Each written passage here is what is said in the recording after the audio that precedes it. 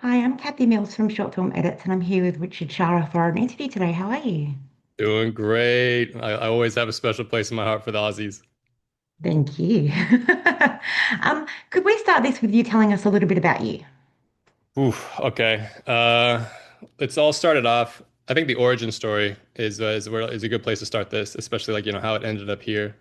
I remember my earliest and like fondest memories of my mother. So my mother was an immigrant from Peru. So she came from South America to America with like literally nothing. She's the epitome of the American dream.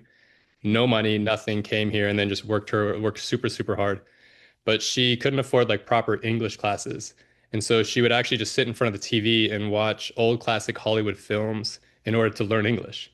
And apparently that's like a usual go-to strategy across the world. Like people just watch Friends Mm. on repeat and but anyways, she would basically sit me on her lap and that's how we would spend a lot of the days just like sitting there watching all these films. And oh my God, like I fell in love with old school Hollywood like Turner Classic Movies, the TCM channel, it basically became my go-to. Like everyone else was watching MTV, I'm like, let's go TCM, let's go.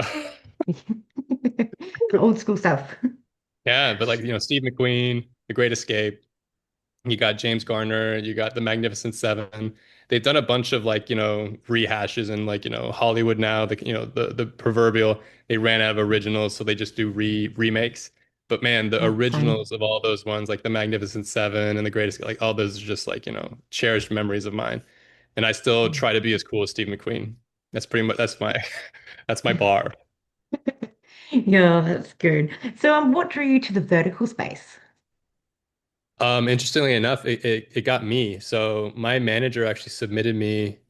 So when you have like reps and you're trying to like pursue acting, like you have your agent, your manager, and your agent, they'll submit you on a bunch of stuff. So to be honest, I will just like get a bunch of sides in my email and I'm like, hey, the deadline's tomorrow. Like you better read for this. And so I'll stay up.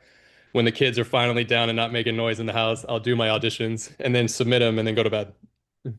So you kind of just lose track because there's so many. And all of a sudden I get a call back and I did another one where I submitted and stuff. And then of course I was doing a guest spot on the show Grownish. And that was down at the Manhattan Beach Studios, made famous by Avatar. So James Cameron, he made his own studio down there where he filmed Avatar, like the big tanks, like the big LED volume. Where another famous show, The Mandalorian, for Lucasfilm, they shoot there too. So essentially, what it is that it's like 10-story LED walls. They surround you with a 10-story LED. It's like a TV, but it surrounds you 360. And then there's an Wow. LED roof as well. And so Okay. when you get into the soundstage, there's a whole corner of the soundstage with like 20 computers and big, huge monitors, and it's all the little engineers going. And then they open the bomb bay doors, so to speak, and there's a long ramp that you and all the actors and the director and the crew walk into the volume, and then they shut the giant door behind you. Oh, And everywhere you look is an LED. It's a screen. So those wow. little engineers on the computers outside of the LED, they could basically go, all right, we're going to be on Mars. Click, you're on Mars. He's like, oh, we're going to be the Millennium Falcon is going to land right on top of you. They type it in, and then all of a sudden you see it. So it's such a huge, crazy, like you can see the future of like how quickly you can be in a different space on the drop of a hat. And in the middle of filming, I get a ping on my phone and I look down and it's like, you booked the show, The Billionaire's Baby Bargain. And I was like, okay, I don't know what that is. But then after we have a break, I think we went to lunch, we cut for lunch. I go back to my trailer and I call my manager and I'm like, all right, I booked this thing. Like, when does this thing shoot? And he was like, do you know what a vertical is? And I was like, I don't know what that means. But they said like I booked it, I got the lead. And to be honest, I've actually been very honest about this in the past. My reps told me not to do it. They said, don't do it. This is so new. Like this is beneath you. And like there's a lot of stuff that happens whenever you have the old legacy thinking Yeah. gets in the way of Yeah. like what the new disruptor is. And I always give credit, to be honest. Like I chatted with you before we hit record. Like, I did my MBA at USC. And at any time there's like an established market, there's the big, huge legacy players. Like, well, let's just like let's give them the title. Like they're the Titanics, big, huge ships that if they're gonna try and change course, it's super slow. Like they're not agile, they're not speedy, they don't move quickly, they don't pivot fast.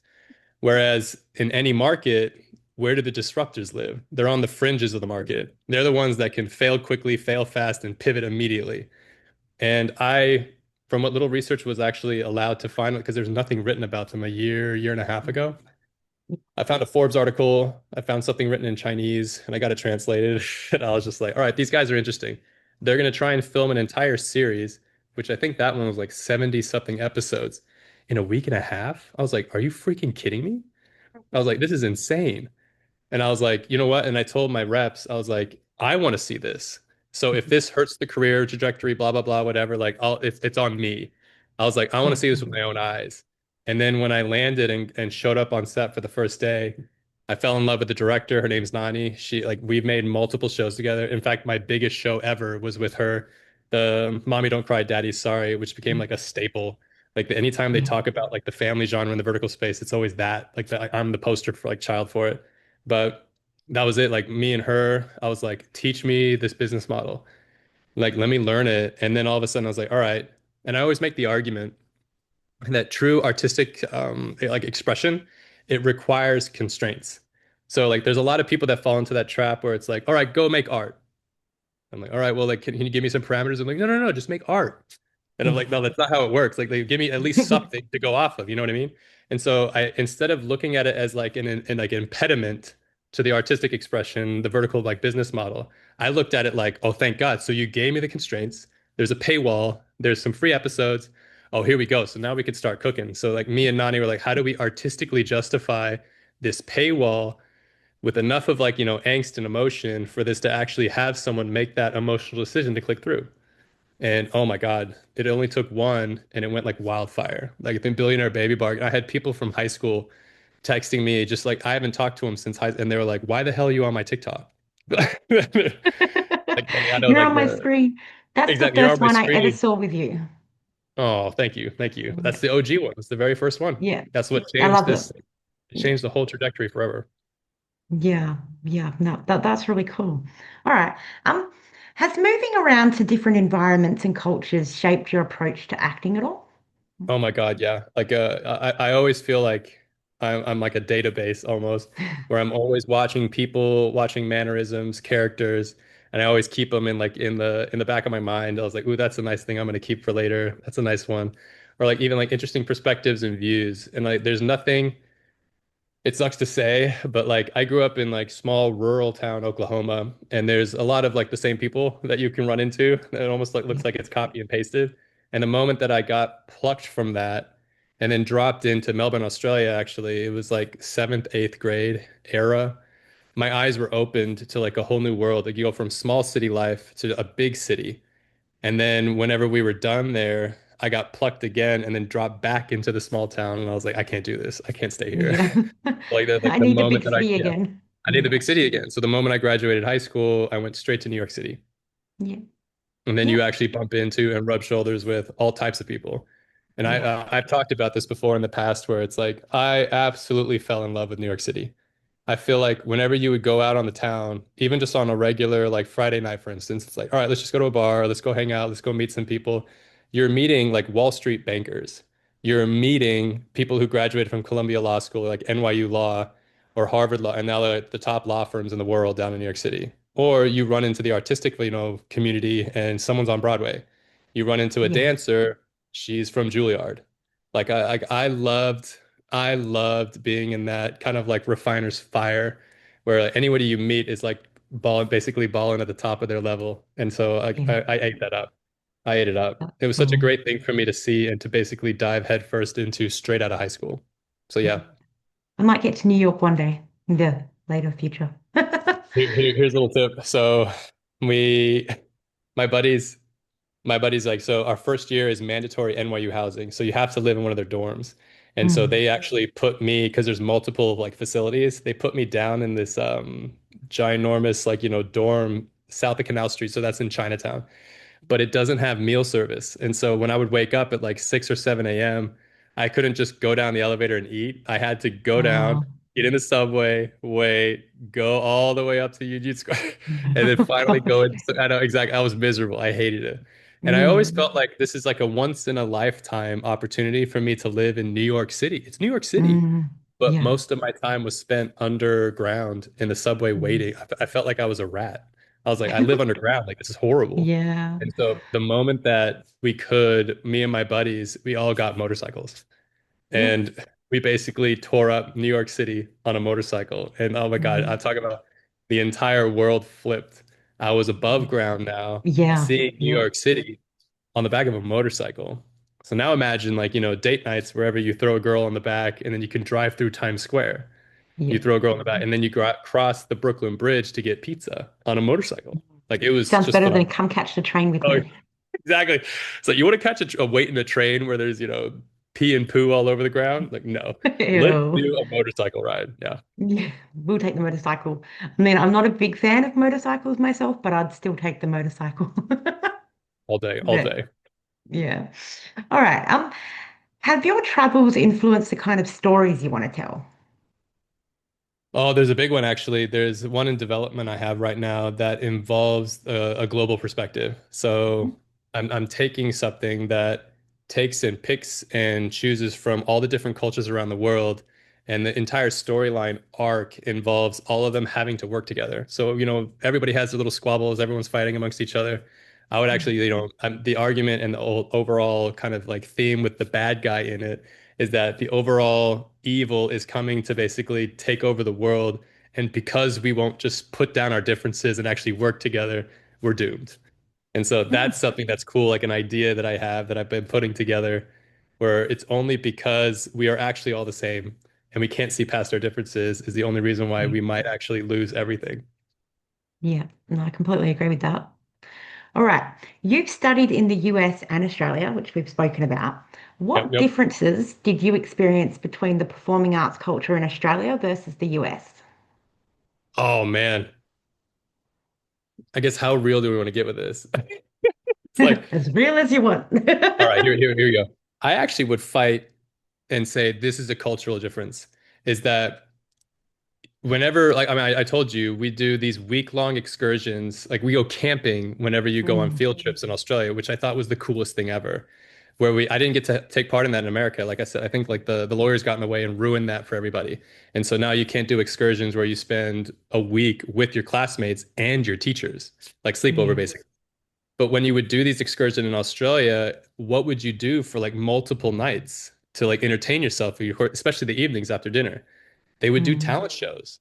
And yeah. so we did talent shows where every kid participated Mm, and every teacher participated. Like there yeah. was just this willingness to just like get up there and just make an idiot of yourself, to go for the laugh. And like I feel like that the confidence and like the willingness to just dive head first, especially in an arena of like performance of like, getting up and going for the laugh, no matter how stupid or crazy it was. I don't know if I'm gonna get people in trouble, but like me and the guys, we got together and it was back when the full Monty was like very famous in Australia. Yeah. And so we Yeah. actually did a mock full Monty like quickly. And I was like, this is like eighth grade. Like and like Oh the no. teachers were going, woo! Like everyone was having a laugh. Like it Yeah. was fun. That is something that I always remembered was so unique was that Mm, everybody was down to party. Like everybody was down to get up and make a fool of themselves to go for the laugh. And mm, like, performance, it wasn't put into a category of like, oh, only the theater kids do that. yeah. Or only, after years of training do you get up and like perform. Everybody was a Yeah. performer. Everybody was an artist. But then yeah, when I came back to America, it's like people got embarrassed. People didn't want to look like a fool. Mm, Like whenever you do talent shows, it's hard to get anybody to participate because nobody yeah. wants to. Yeah. Whereas In in Australia, Australia, we're it'd be just like, like, okay, you're like, come on. enough, enough. Everybody's gone twice. It's like, guys, we're done. Yeah. Like, Yeah. I also find that like even if there's like a poor atmosphere or something between people at the school or whatever, when you go on those trips, it's not there anymore. there you It's go. I everybody just know. works together and supports each other, and it's just like a little family thing. Like, Yeah, the corporate world has basically taken that away from like the school, elementary school like level. So like when corporate retreats, so to speak, like they will take like executives and go to an offsite. And then you're supposed to like the idea is that everyone gets to work out the differences, run the strategy of the company, but then also the relationships get stronger. Why do we yeah, lose that at such a young age? Like you could almost like learn that at the young age so that whenever you're older and in a corporate setting, it's like, oh yeah, that's what we did in uni or that's what we did in elementary school. Yeah. You're right. That's tough. Yeah. Uh, what encouraged you to start writing and directing in addition to your acting? Opportunities. So that's the fastest way to say it. I think the long way to answer that question is as much as we like love to think that, the entertainment business is just purely arts and like, it's a meritocracy that if you're talented, like you'll rise to the top. I think the harsh reality that you see, especially when you go to a place, as high caliber as NYU, you go with like celebrities' kids. And so you'll see that celebrities' kids, mommy and daddy picks up the phone and they're at the top agencies in the world overnight. And then opportunities that they get because of that are immediate right after school. Whereas the rest of us, it's tough. It's tough if you don't produce your own stuff, if you don't write your own Yeah. stuff, if you don't write your own opportunities. And so I don't have A-list celebrity parents. And so I kind of learned that very quickly that I was like, if I'm gonna try and give myself a fighting chance at this or be the master of my own destiny, I need to start creating, producing, writing, directing my own stuff. And Yeah. that's I'm the biggest proponent of that because that's essentially what happened is that me and somebody started a YouTube channel. It was back in the day and we blew it up. We got attention from LA studios. We did brand deals with Mattel, Nintendo, Lucasfilm reached out to us actually when Disney did the famous acquisition of Lucasfilm and they were coming out with episode 7, The Force Awakens, I think is what it is. They reached out to us because they love their channel and they were like, dude, Mm. we love what you guys do. We will fly you out to LA. You can hang out on our sound stage. We'll actually have the Cantina bar set there for you. We'll pre-build it for you. And they gave us like stormtrooper outfits. They gave us like Han Solo, Guido, like the Cool. whole 9 yards because they're Yeah. like, we just love what you guys do. So just make a video for us and then we'll put it on the global scale if we like it. Mm. We ended up making our video and they were like, we weren't the only ones called. There was some like, Yeah. C-list, B-list celebrities that were brought in as well to make their own versions of it. But they Yeah. loved ours so much they put us on the front page of StarWars.com. So That's cool.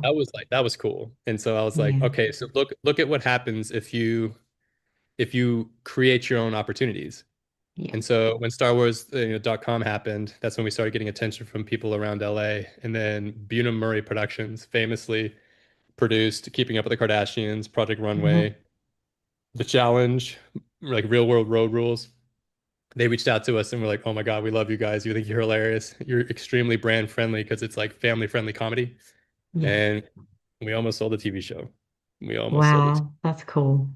Yeah. That's really cool. Just proves taking chances can pay off. Oh my God, yeah.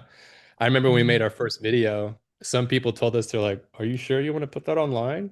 Mm. But there it is again. Yeah. There it is again. If I would have Mm. listened to the naysayers, so to speak, that would have never happened.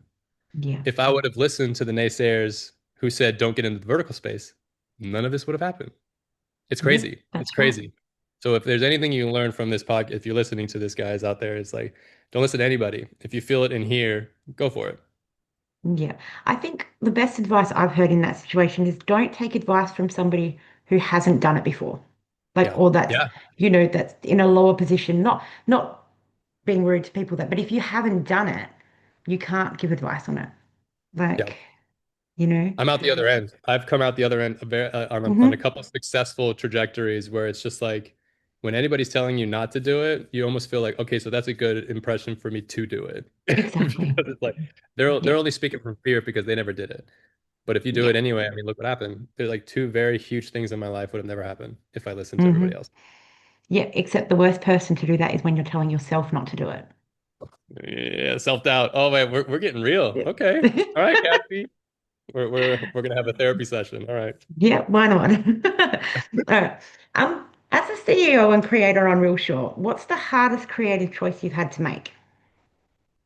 Ooh, the hardest creative choice. I think at the beginning, because it was a new medium, I usually come in on set and have ideas, but I was always kind of like almost second guessing myself. So like, all right, this is new to me. Like, don't overstep. I'm figuring this out just as much as the next guy. But Nani, like I said, my relationship with Nani on Billionaire Baby Bargain, within a couple of hours, she could sense that I was like, "You have an idea, don't you?" And I'm like, "Yeah, like I'm saying like this is a new thing, but if Yeah. like, if I was trying to go about this and this is why." And then I would explain it, and she's like, "Oh God, love it, do it, do it." And I feel like almost goes back to what you were talking about earlier. It's like if it's coming from here and you trust yourself, especially with the fact that like I'd done the work, I know what I was talking about, and if you feel like you can elevate it, and especially if you're in a scenario where it's like a team like scenario where people are willing to have the best idea win. Oh my Mhm. God, the sky's the limit because no one Yeah. no one gets their feelings hurt, no one gets like offended, like what's this actor doing telling me how to direct this shot? Like no, no, no, no. Like everybody is just like we want to have the best idea win. And she would even give me stuff that I had a blind spot for some scenes where I was like, "Oh God, you're right. That's so right. I didn't see it like that." And then you do it and it's like magic. It's like the Yeah. molecules in the air change. And Yeah. so, yeah, it was a safe place to do that. And I think that's what I love the most is that when everybody comes in and has something to say and you say it and nobody gets their feelings hurt. Hmm. Dude, I think Matt Damon, what did he say? He said the best advice that like Ben Affleck did back when they did Good Will Hunting. He's like, don't judge me on how bad my ideas are, like judge me on the best idea that I had. And it Yeah. was like, yeah, I feel like that's it. We're throwing everything, spaghetti on the wall, whatever sticks, great, awesome. Let's do it. Mm. I think the best work comes out of people who can be creatively free. Yes, So, yes. yeah. Oh man, I got a story for that. So I'm sorry I'm going to take you on tangents. You like Go that or for no? it. Go for the tangents. Yeah, I feel like especially in this environment now with like high inflation and everybody's feeling and hurting, I get a lot of requests from parents whose kids want to go into the arts. They want to Mm. talk to me because like not only did I do it, but then I also have like a master's in business on top of it, so I can break Yeah. things down like, with the reality check, so to speak. And like Mm. I've been very honest with every parent that tries to do that because it's like some of them they have genuine intentions and some of them are like, can you please help kill this so I can put them in finance? And so I was Mm. like, I'll never squash anybody's dream. I always feel Mm. like I will never snuff out somebody's like fire in their eye. That Mm. would be horrible. But I will give them some very what's the right word? School of Hard Knocks advice. Let's just say that. I feel like okay, so look, here's the example that I was like, initiating like, at the beginning for. So there's a lot of people that can afford to go to art school and where their parents basically just, can cover the cost of everything. And there's some people that can't. And so Mm. there's this poor girl that was in like $250,000 worth of debt going to art school. And we did a mock audition near like the end of my NYU tenure where the professor was like, "All right, let's do like a mock audition. Who wants to be the casting director?" And immediately I was like, "Me." I was like, "I want to see Pick it. me. I want to see people audition." And Yeah. so I pretended like I got to sit as the casting director and we were casting for a part. Everybody got their sides and they went off and one by one they came in and did the audition for me. And oh my God, life changing. I'm so happy I raised my hand because I got to see the people who would like, whisper to themselves and have like they're stuck on this one way. They come in and I'm like, all right, guys, I love what you did there. Let's just try and like, let's mix it up. Let's try something. Let's try a choice way over here on the spectrum. And some people were willing to just throw away all the work and just like play.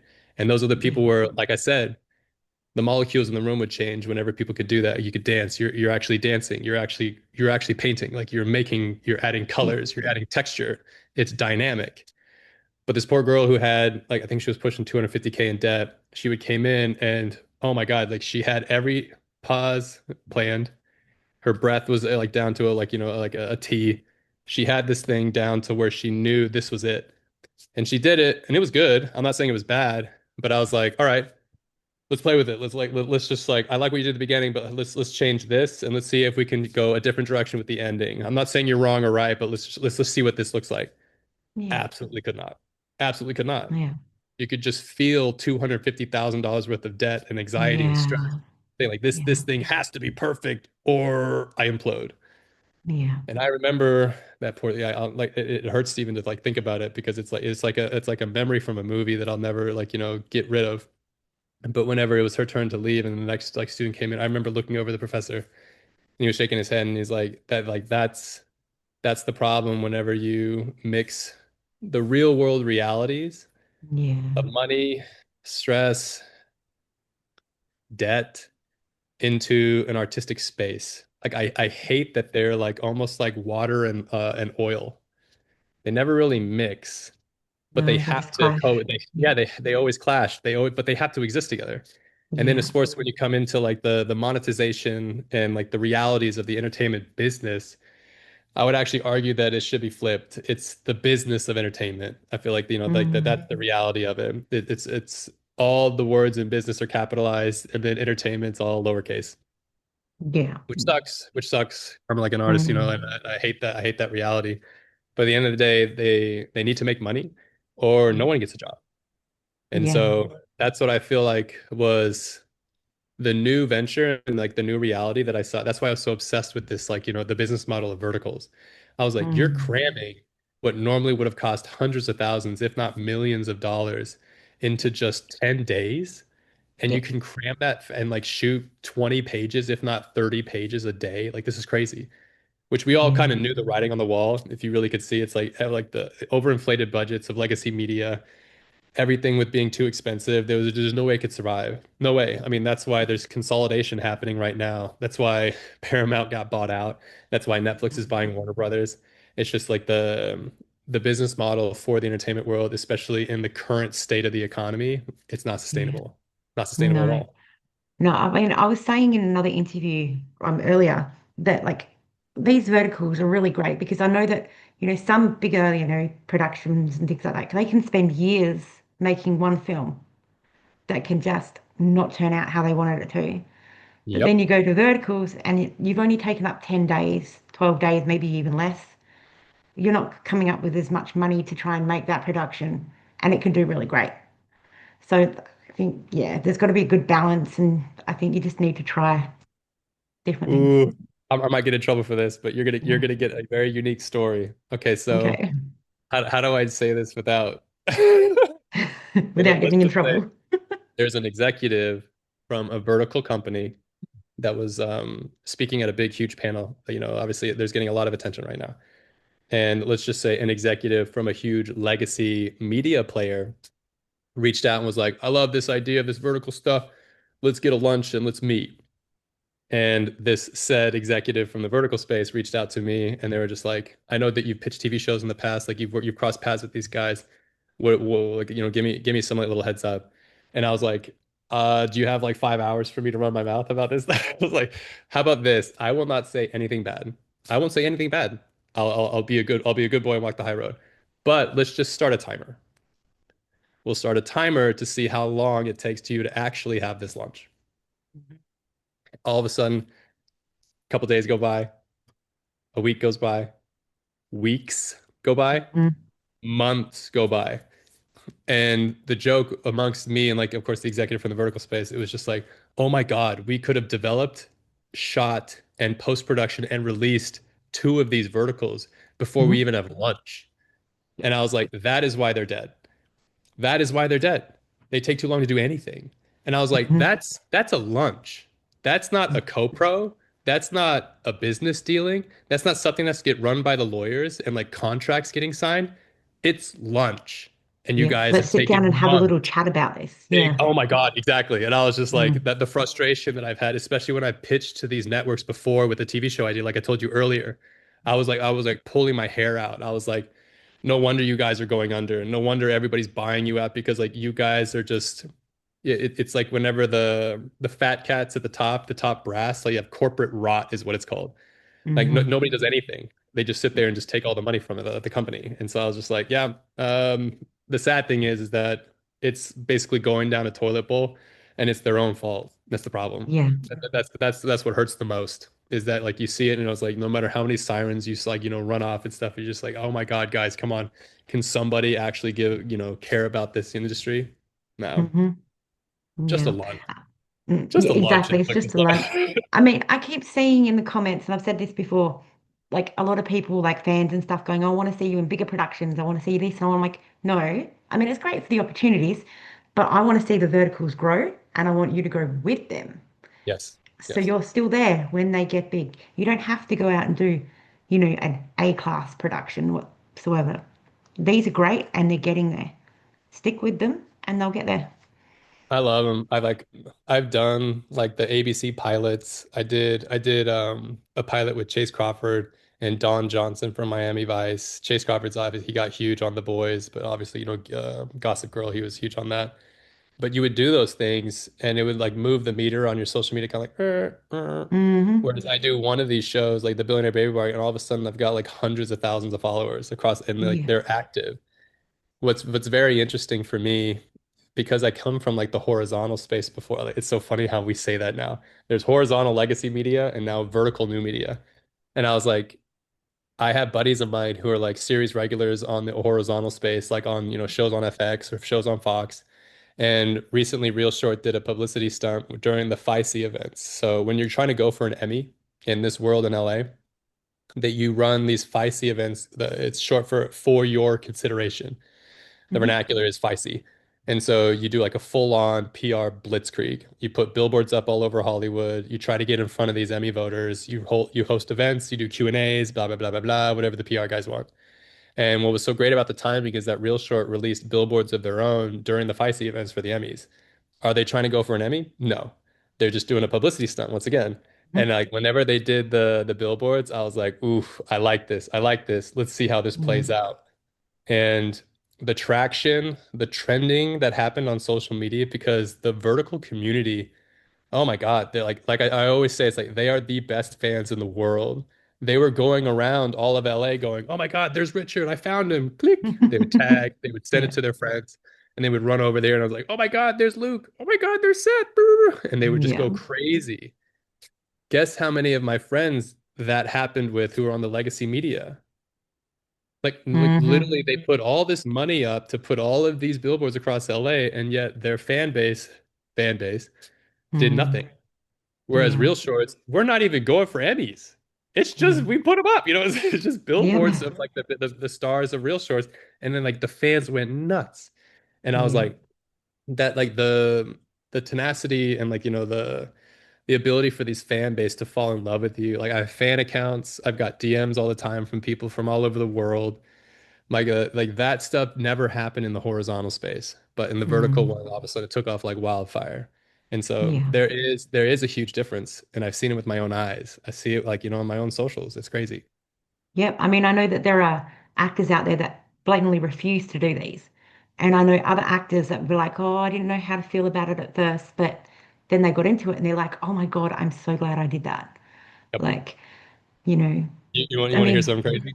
yep, go for So it. I've been here chasing this thing back whenever Netflix first came around, and the same snobbery that happened with the vertical space is exactly what happened with Netflix. Like there were buddies of mine who were getting auditions for Netflix back when Netflix was not as big as they are now, and people were like, "Are you sure you want to do that? You want to stick your nose up and not you? Are you sure you want to tarnish your career by working for Netflix?" And I'm like, now it's laughable. It's laughable now because they Mm-hmm. just bought Warner Brothers, like that they Yep. are the top player in the space.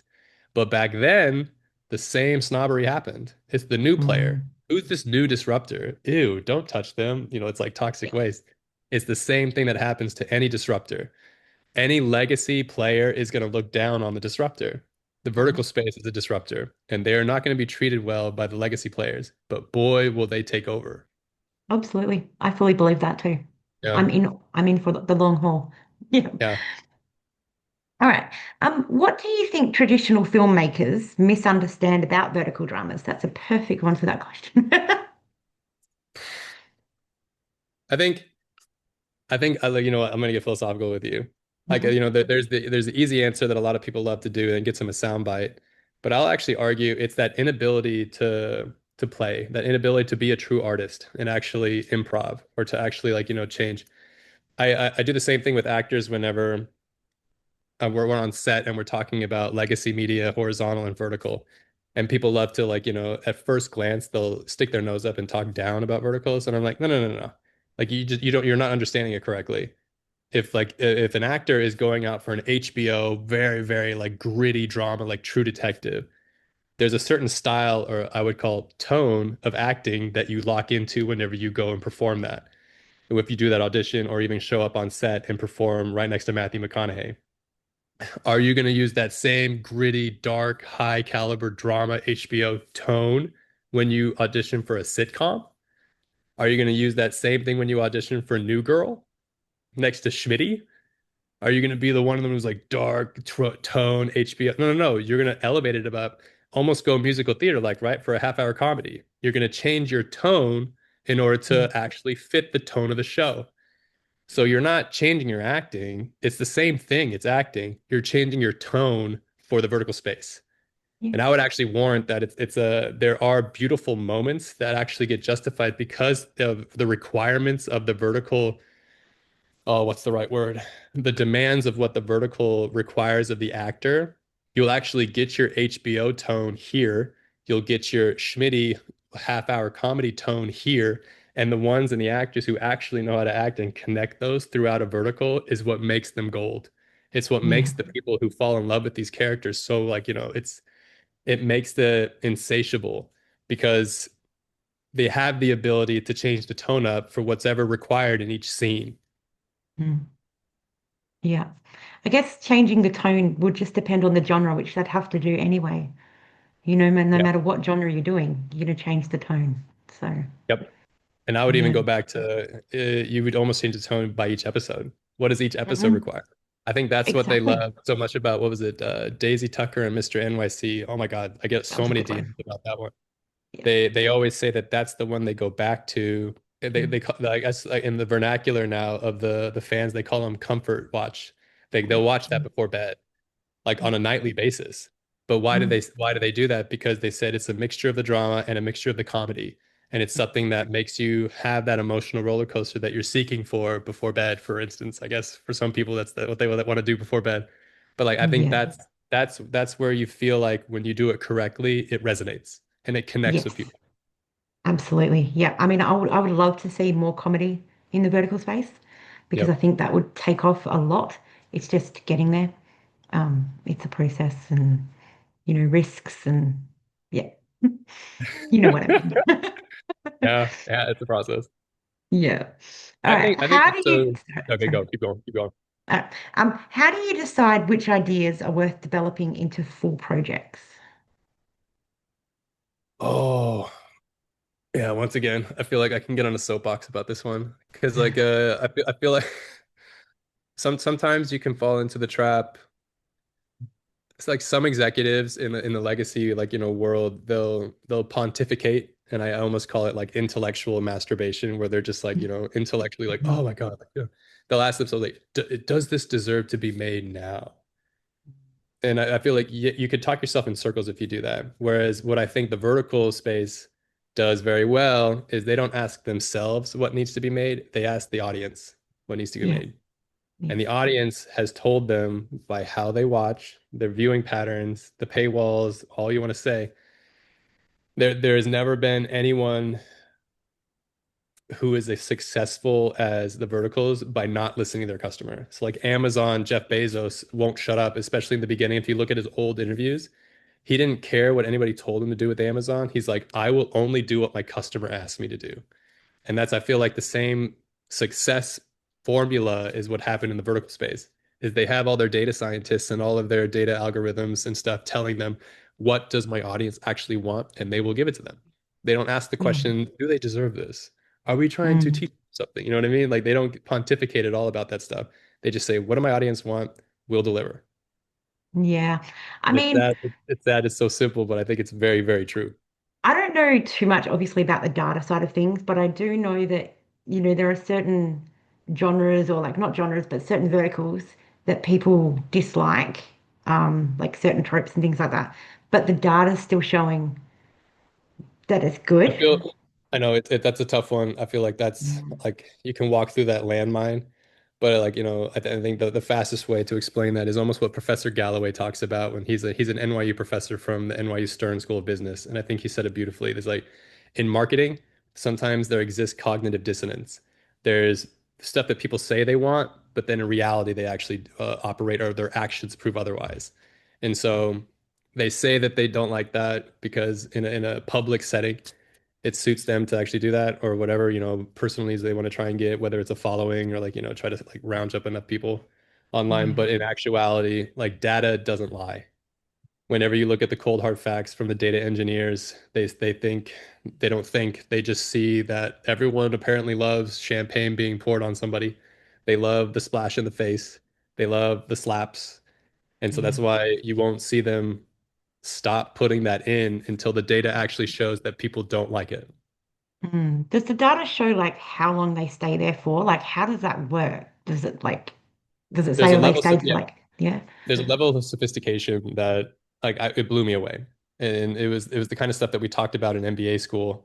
And then all of a sudden you see it playing out in real life right in front of me, where it was like you have the data proving where people watch on the free episodes. So what needs to Hmm. happen on the free episode first 10 in order for people to stay for the first 10. But then also once you hit a paywall, which paywalls get paid through the most and Yeah. where people drop off. So Yeah. where people drop off the most, apparently that's a script thing that they reverse engineer saying, well, that doesn't work, so we need to change it. Or where you see the most paywall people go through the paywall, they go ding, ding, ding. That's something that works. We're going to put that Hmm. again in the next script. Ding, ding, ding. That's something Okay. we put again on the next script. And so, yeah, it's crazy because I think a lot of people they have a tough time hearing that. They think it's like it's such a mathematical equation instead of artistic like through lines. But I would argue they can exist in the same space. You can Yeah. have the business formula lay it out for you, but it takes a true artist to actually create a moving story that connects the through line, that connects the thread through all of that. Yeah. I also believe when it comes to like data, like, so there's like obviously Real Short, they're popular, a lot of people know them, things like that. But then you could get like a really brilliant show on like a lower app that doesn't get as much traction because it's at a lower app, but it's still just as good as the other ones. So it's kind of, yeah. It's also, I mean, I think that's a tech problem as well. So I remember back in the day when I was at YouTube, we were young enough at YouTube back when I graduated of NYU, where true organic virality existed still, where if you actually got your friends and family to share it, they would do it. Whereas Hmm. now because we're such in a mature market of social media, I mean, you happened, if I don't know how involved you are, but let's just take the Facebook page, for instance. When we tried telling everybody to follow us on Facebook, on the Facebook page, if you had 50,000 followers who liked you on Facebook, when you posted something, you could talk to all 50,000. Whereas Mm. now they're a public company. Zuckerberg was wasting all that money on the metaverse. They needed to cut back and try to find ways to get money out of people. Now, if I want to talk to all of my followers, let's say the 50K followers on Facebook, I have to pay to talk to them now instead of just Hmm. talk to them. You know what I mean? That's why you have all these people trying to maneuver around them and say, hey, follow me on this, follow me on that, onto whatever new places that will actually let you talk to your followers without having to pay to talk to your followers. That's what happens when you Yeah. have a mature market like a mature player like Meta, like even X, like you have like a mature player like Snapchat, stuff like that. They'll find ways to basically stiff you to make you pay for virality now. And so I Mm. think that's the sad reality, especially with existing in a space like the vertical space. It's not so much that true organic virality exists and so they can tap into that. I would actually argue that because of the tech space that you exist in, trying to find the people on TikTok, trying to find them on Instagram, trying to find them on Facebook, it's pay to play now. So if Yeah. even if you have a good idea, you're not going to get the kind of reach that a true organic virality would have in the past. You have to pay for it now. So it's gotten more expensive. And it's very, very expensive to pay for that. And it It sucks. is. Because once Yeah. again, what did I talked about this at the very beginning? It's a business of entertainment, not entertainment. Yeah, it sucks. Yeah. Yeah. No, that's fair. All right. When you start a new production, what's the first thing you get excited to dive into? Oh, okay. Okay. So me personally, it's who I'm working with. It's whoever Mm, my lead is. And so I've worked with amazing leads in the past, like Haley mm, Lorelei, phenomenal actress, phenomenal person. And when you get linked up with someone who, when you show up on set, once again has the ability to play, mm, when everybody knows and is on their A game, and all of a sudden we can do something that's phenomenal, and the director was like, "Woo, I guess we only need one take," and then we're like, "No, no, no, yeah. let's try something else. Let's try something," and then we like take it completely like a left curve, and then like all of a sudden the director's just like, "Ooh, now we're cooking with gas. Like we got two Mm, artists together who can play." I feel like Yeah. that's something that I get the most excited about, especially when I get paired with someone who has like, a caliber that you can play with. Yeah. And it gets kind of sketchy pretty quick actually when I always get so scared because after Mommy Don't Cry, Daddy Is Sorry took off, they started putting me more with kids. Hmm. Oh my God, these kids. You could show up and it's like, oof, like you have to work with some. I've heard horror stories. I've heard horror stories. Mm. Thank God I've only had the best of the best. Yeah. So this last one that I worked on, I think it's going to release right before Christmas or right after. So it's in the can still. They're doing post production on it, but I wrapped. I swear to you, they found Shirley Temple 2.0.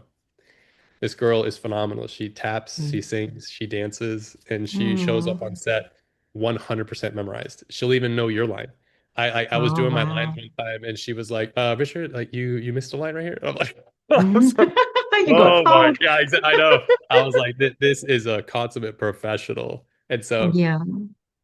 when Miss Shirley Temple 2.0 showed up on set, I was like, "Oh, this is gonna be gold. This is gonna be Hmm. beautiful." And I think once again, when it goes back to who do you have working with you? Can you play with them?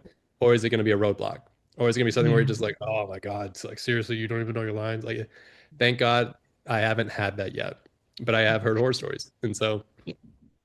I've been very lucky. I've been matched with some very, very amazingly talented, amazing co-leads.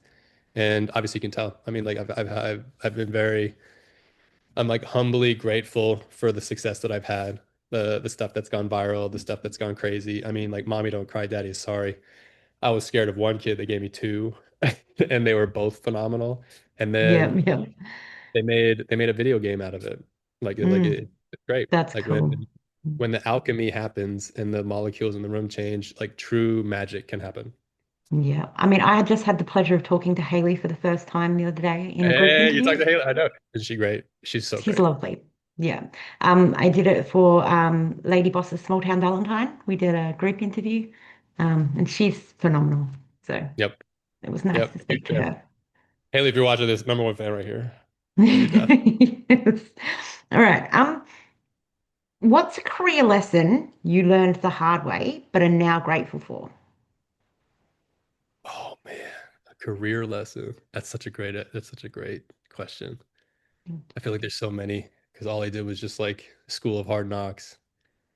I feel like here it is. It's something that I taught my son. So it never ever. It's good if you're just, a good person, but even if you're trying to be strategic, it's like be a friend to everyone. You don't gain anything by being a dick. Like you Yeah. seriously be friends with everyone. Be like the light in the room, the one where they see you or see your name on like the VIP list or they see you show up in like a closed like sound stage that they're like, "Oh my God, Richard's here. Oh my God, like there we go."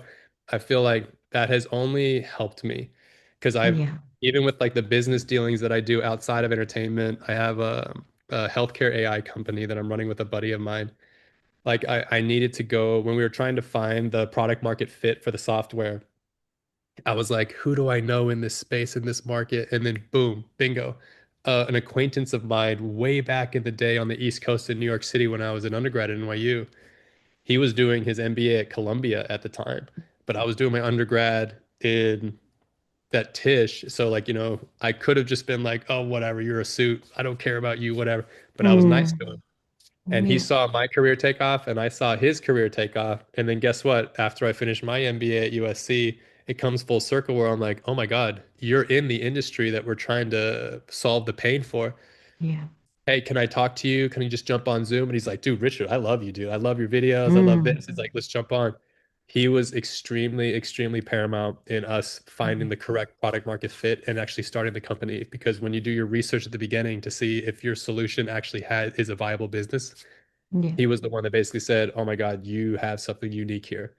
And Yeah. it was only because I was nice to everyone Mm-hmm. that acquaintances across the board, not even in my vertical at the time. Mm. At the time, it was someone completely different. I could have Yeah. dismissed him. I could have been like, "Yeah, whatever, dude. Like, you're doing your thing." But no, it's like you're a friend to everyone. You never know. You just never know. Yeah. That's I mean, I that's teach my happened daughter the multiple same times. thing. Like Yeah. both my kids, I hope that they grow up knowing that as well. You do your best to teach children that, but. you know, be nice to everybody until they give you a reason not to be. Yeah. And just as So, much as like, on your way up the elevator, if you're nice to everybody, guess what? You never stay there. It goes up and down.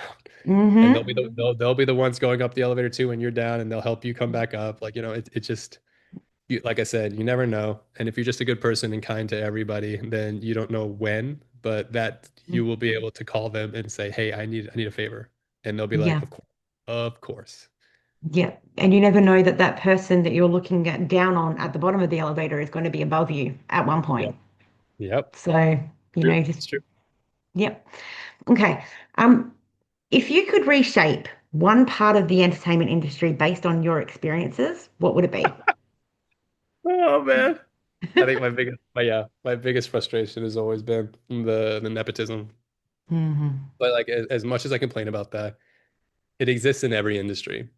There's always going to be people in positions of power who will pick up the phone and move people in their direct vicinity ahead of you, no matter where, no matter how good your resume is. I Hmm. mean, like, it happens with investment banking. You'll have some rich guy call in, like, a banker at like a bank place, and they'll, like, get their rich kid in. You'll meet all these trust fund people, and like, it sucks because it hurts when you see it right in front of you, when you can see like on paper, you feel like you deserve it more. Yeah. But I mean, it only forced me to go and create my own stuff. And like I Yeah. said, it being, creating your own success, and it sucks. But whenever you see the tenacity that's required and the grit that was required in order to, like, self-make success, you'll see the people that who didn't want to take that on. So, there's a very, very few of us now in my cohort who graduated from NYU who are still chasing this. A lot Yeah. of people basically, just say, forget it, it's too much, and they just leave. And then they want Mm. nothing to do with entertainment at all. Well, And sad.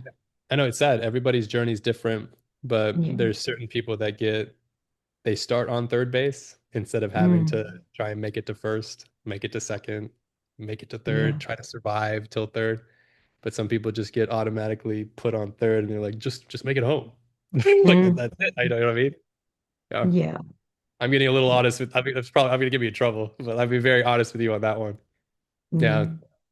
It exists in every industry, but I feel like this Yeah. one you see it more, and it Yeah. sucks. It hurts. Yeah. It definitely happens in every industry. But yeah, it'd be harder for this one too because in the entertainment industry, like there's a lot of jobs you just get chucked in and you've got the job. You go to work every day, you make your hourly rate. But in this industry, you have to fight for what you want. If you're Yep. lucky enough, you get it given to you on a silver platter. Some of them have that. But most of you, they're fighting for what they want. And Yep. it makes it harder when entitlement comes in, I guess. Hmm. It Yeah. sucks. It Mm. hurts. I bet. I can only imagine. All right. What's an industry rule you think is outdated? Oh man. I think someone said it to me when I was super, super young. They're like, just wait your turn. And then, Mm, and I was like, there no amount of waiting have I ever seen help anybody. It's yeah. like if you feel the impulse to create it. If you think like even if you don't feel ready for it, you just have to move. Like Mm, you cannot survive, especially with the high stakes and the high barriers of entry of the industry, the economy, inflation, God, like the job loss that's happening right now, and like the high interest rates and stuff. It's just like it's just such a high stakes environment now to survive, let alone try to thrive in it. And I feel like being stagnant or waiting for that phone to ring will never benefit you. mm, Anything that I have done, aka the big thing, actions, has always mm, made the phone ring instead of mm. waiting for it to ring. Yeah. That's another point that I made with the verticals against, let's just say traditional films. Um, Sometimes the people that refuse to do the verticals, and again, it's their choice, no judgment, but they could be sitting there for months waiting for that phone to ring while you're Yep, working. I know. Once again, Mm. that launch, remember? It's like we could have already developed, shot, and done the post-production and released two projects before you guys Yeah. even have Yeah. So, it. yeah. All right. What's one area you feel creators deserve more control than they currently get? Ooh. Um, I think there is I mean this exists in the horizontal space as well as the vertical, is when you find success in one type, you almost get pigeonholed into it and stuck in it. Yeah. Whereas like if you fancy yourself like you're an actor of the caliber that you can put on different masks and put on different genres, like you can't be held to just one. Yeah. But being typecast in the horizontal space is very real. Being Mm, typecast in the vertical space exists as well.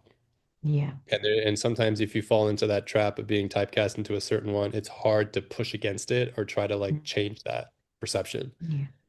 But Yeah. it is easy to complain about that. But I always like, champagne problems. It's like, oh, you are typecast as something because you were so successful at it. It's like, Mm, yeah. it's like, I mean, I've it's like, heard some people say, getting typecast is not like they're still working no matter what. At the end of the day, they're still agree, working. They just wish agree. every now and then they'd have the chance to do something more creative and something different. But at the end Yeah, of the day, they're still working. you're still working. And guess what? If you're working, that means you're making money. So create Hmm. your own thing. If you feel Yep. like you can do this other character that no one else is given the opportunity to, but you're working and making money, I mean, that's Mm, what I did. I literally created my yeah. own shorts. I created my own short films where I was like, all right, I think this is a character that I feel like I can bring to a certain level.